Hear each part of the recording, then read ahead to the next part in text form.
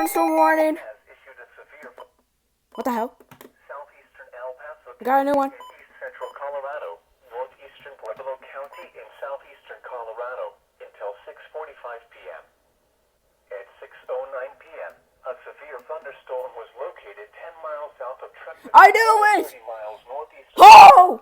Oh, sorry. at 10 miles Sorry, guys. an hour. I just blew your ears out. 60 miles an hour wind gusts and quarter-size hail. Source, radar indicated. Impact. I knew it. Damage to vehicles is expected. Expect wind damage to roofs, siding, and trees.